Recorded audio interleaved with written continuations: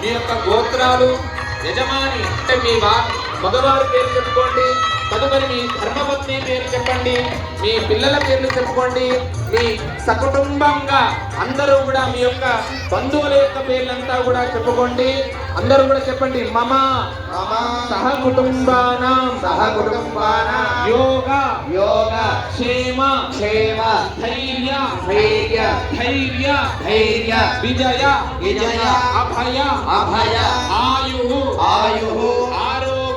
ఆరోగ్య ఐశ్వర్య అభివృద్ధ్యర్థం ధర్మ అర్థ కామ్య మోక్ష చతుర్విధ సిద్ధ్యర్థం భక్తి జ్ఞాన వైరాగ్య దివ్య లీల ముఖేన కారయిష్యే. ప్రజారామచంద్ర భగవానికి రెండు చేతులు పైకెత్తి నమస్కార ముద్ర పెట్టి జయకారం చెప్పాలి.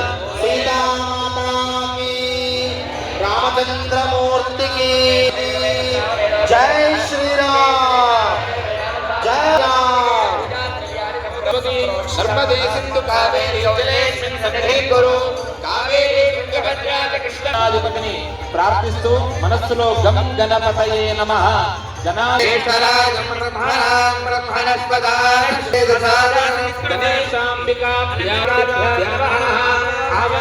సమర్పయామి.